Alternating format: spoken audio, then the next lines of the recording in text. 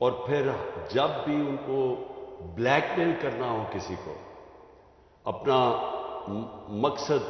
یہ نہیں کہ پاکستانیوں کی بہتری کے لیے، لیکن وہ استعمال اس کو کرتے ہیں جب بھی ان کا کوئی سیاسی مقصد پورا کرنے کو، تو وہ یہ پھر آڈیو ٹیپ سامنے آ جاتی ہے۔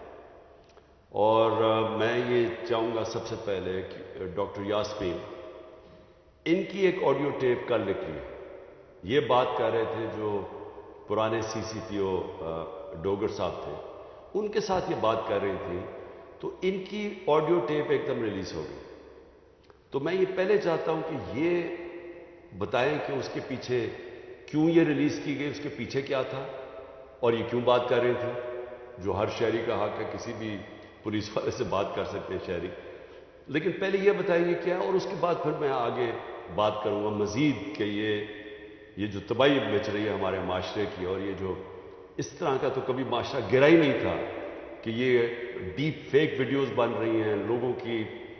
کے اوپر، ان کے فون ٹیپ کے علاوہ اور بھی ویڈیوز بنا رہے ہیں بلیک میل کرنے کے لیے۔ بتایا جاتا ہے کئی ہمارے سینئر ہمارے پارٹی کے لیڈرز، ان کو بتایا جاتا ہے کہ جی تمہاری ہم نے کوئی ویڈیو بنائی ہوئی ہے۔ تو میں اس لیے آج لے کے آ رہا ہوں کیونکہ اس کے اوپر ایک بڑا کلیئر ایک پاکستان کا قانون ہے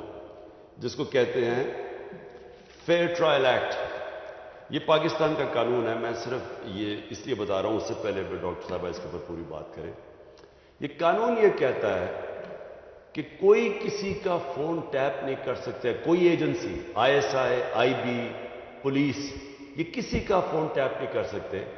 جب تک یہ انٹیریئر منسٹر کو کہیں اور انٹیریئر منسٹر عدالت میں جائے اور پھر عدالت کا جج ان کو اجازت دے کہ ہاں یہ ملک کی ضرورت ہے، یہ اس سے دہشت گردی بچ سکتی ہے یا ملک کے کوئی نیشنل انٹرسٹ پروٹیکٹ ہو سکتا ہے، وہ پھر اجازت دیتا ہے اور اس اجازت کے بعد پھر فون ٹیپ کر سکتے ہیں۔ اس کے علاوہ کوئی فون کسی کا ٹیپ نہیں کر سکتا۔ تو پھر میں آپ کو یہ بتا دوں کہ بے نظیر بھٹو کی حکومت 1996 میں جب ہٹائی گئی تو ایک وجہ دی گئی تھی سپریم کورٹ میں کہ بے نظیر کے گورنمنٹ کے دوران فون ٹیپس کیے جاتے تھے بڑی بڑی پرسنالٹیز کے اور سیاسی مخالفین کے اور ججز کے، یہ ایک وجہ دی گئی تھی 96 میں۔ میں اس سے پہلے آپ کو بتا دوں کہ امریکہ کا بڑا طاقتور پریزیڈنٹ تھا صدر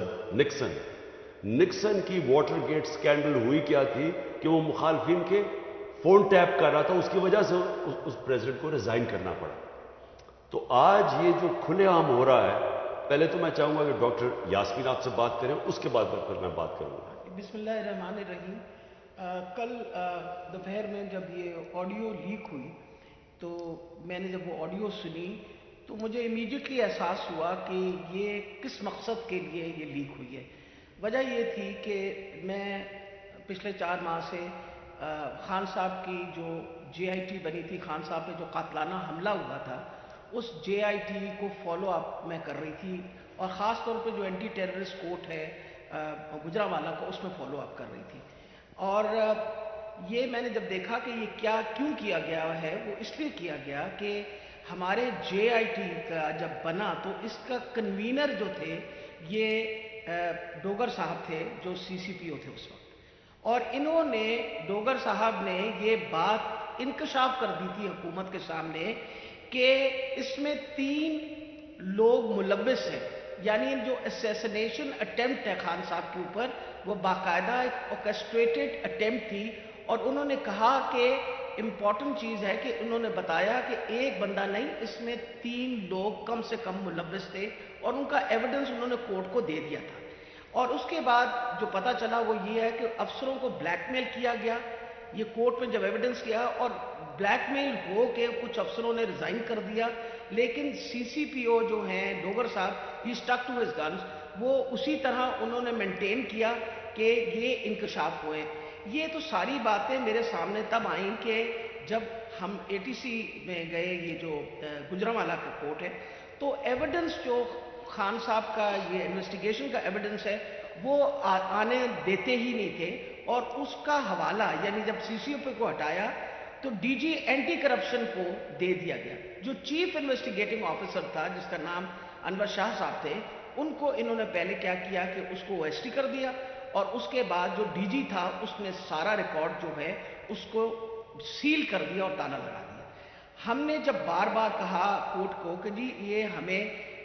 एविडेंस चाहिए, जो सारा एविडेंस मंगवाएं, तो पहली दफा जो सेकंड हियरिंग थी उसमें इन्होंने आके कहा कि जी डीजी बदल दिया गया है और ये चट्ठा साहब को लगा दिया गया नया डीजी एंटी करप्शन, जो कि सनाउल्लाह का राइट हैंड मैन है, और अब वो रिकॉर्ड देगा। इसके ऊपर जज साहब ने गुस्सा खाया और उन्होंने कहा कि मैं अब अपने प्रोसिक्यूटिंग ऑफिसर्स भेजूंगा। उन्होंने अपने प्रोसिक्यूटिंग ऑफिसर्स भेजे, और प्रोसिक्यूटिंग ऑफिसर्स ने जब वो कमरा खुला और ताला खुला तो देखा गया कि एविडेंस सारा गायब हो चुका है, और चंद सफ़े 11 सफ़े रह गए थे उस सारे एविडेंस के, बाकी सारा कुछ चोरी हो गया। और ये बात का इंकशाफ खुद ही डीजी ने भी किया और ऐलान भी कर दिया कि अब मैं इसके ऊपर इंक्वायरी करूंगा, यानी खुद ही चोर और खुद ही मुनसिफ बनने के इरादे से।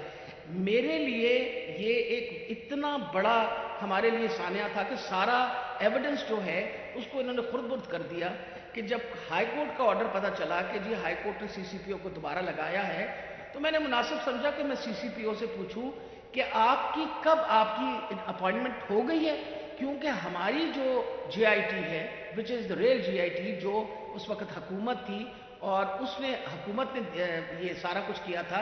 जीआईटी बनाई थी, which is the legal GIT, तो हमने तो ऑलरेडी उस पर हमें ट्रस्ट था कि ये बंदा जो, तो मैंने उनसे पूछा कि आप कब तक ज्वाइन कर रहे हैं, तो उन्होंने कहा जी अभी तक मेरे ऑर्डर्स नहीं आए। वो आपने सारा टेप सुना जिसके अंदर कोई ऐसी बात नहीं पूछी गई। उसमें मुझसे सवाल पूछा गया कि कंसर्न क्यों था। अरे भाई, मुझे कंसर्न नहीं होगा तो क्यों नहीं कंसर्न होगा? वजह यह है कि खान साहब के ऊपर कातलाना हमला हुआ, खान साहब की सारी जो इन्वेस्टिगेशन है उनके आपने बंदे भी गायब कर दिए, उसके बाद जिन लोग जो एविडेंस है उसको भी गायब कर रहे हैं आप। तो हमें तो बिल्कुल किसी तरीके से किसी और पे ट्रस्ट नहीं था, और हमें उम्मीद थी कि अब सीसीपीओ के वापस आने से, यानी डोगर के वापस आने से